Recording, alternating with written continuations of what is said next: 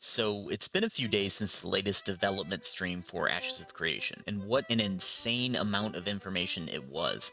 From new information regarding the node system to more details on how caravans will work, and obviously nothing is more exciting than the map size increase. All of that I covered in the video I put out just prior. But one detail that has been lingering for me, something that if implemented badly can very much tank an MMO. I'm talking of course about the update to PvP out in the ocean, where now you are essentially force flagged, or more accurately there will be no punishment for pirating and griefing Captain Phillips. I'm the captain now.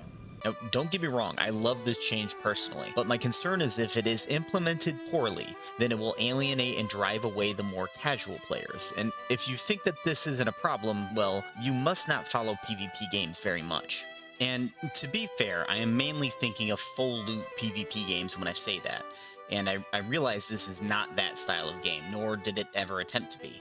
Losing loot as a punishment due to you being a dick is just not the same thing. Now, even if a game doesn't have full loot PvP, it can still negatively impact some players depending on its implementation. I remember when I played Elder Scrolls Online, they used to run an event annually in the Imperial City. This brought in a bunch of PvE players who never went into the PvP zone otherwise. Naturally, players like me were just sharks in the water waiting for them. Was this fun? Well, yeah, for me, but there wasn't any shortage of complaints that I read or heard from others. So, I am going to put this one to you folks. What is a PvP game you enjoyed, and why? What PvP aspect of Ashes of Creation are you looking forward to the most? And what, if anything, has you a bit concerned? Also, it might be interesting to know if you prefer PvE or PvP to begin with. Now, obviously we can't say that this will succeed or fail as of yet. We simply don't know enough to state one or the other, but the game hasn't been released yet. So, technically, failure of any kind is still possible. Now, obviously, that's not what I want. This game is quite literally one of my last hopes in this genre that has been taken over by uninspired corporate pigs hellbent on monetizing every fucking pixel they can get away with. Not that I'm upset by any of this. I'm not crying, you're crying, stop. And although I poked fun at our corporate overlords right there, I have to be totally fair and admit Intrepid themselves have built up an impressive cosmetic shop. And I will fully admit I have bought video game nonsense myself. After all, I did play Black Desert Online for a length of time you'll never get me to admit. Those are not direct comparisons though. BDO has more than a few pay-to-win features, and Ashes is cosmetic only so far. So, when it comes to PvP, what is the issue usually? Well, for starters, zerging is always rather annoying. If you don't know the term, it basically means you win by simply overwhelming the enemy with sheer numbers. Not due to skill or strategy, just mass amounts of meat smashing themselves against the enemy.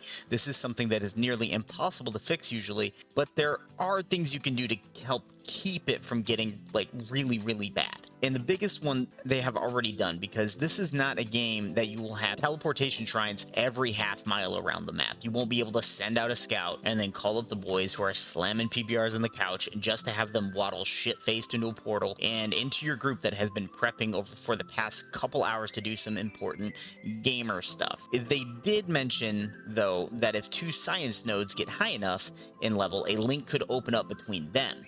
But by the way this sounds, it will be much more spaced out than many other MMOs over the past couple decades, at least many of the popular ones. I'm not saying zerging won't ever happen, and in fact, given the way the game world is at times, I'm sure it will. But it cannot happen so often to inhibit a player's progression. That, after all, was the purpose of the corruption system that was implemented for good old Landboy PvP. But that being said, there are still those who are cautious of this new system. And I hate to say this, but not everyone is going to like this game. The perfect MMORPG doesn't exist. It likely never will. The moment you start pandering to every single group is generally the moment you have lost.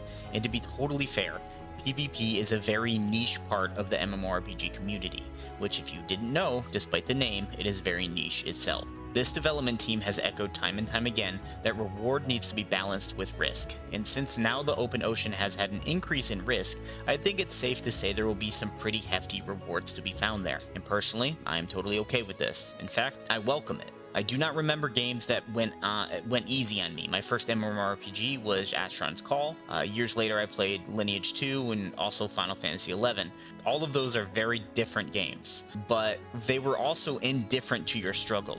That challenge seems to be something that just has been lost as of late. And this might seem like a stretch, but I almost feel like Dark Souls reminded a lot of developers that if done properly, a difficult experience can be very rewarding and is something that is actually craved. Now, if you'll excuse me, I have some fishing to do while I take part in a conference call and watch YouTube on my second monitor. Toodles.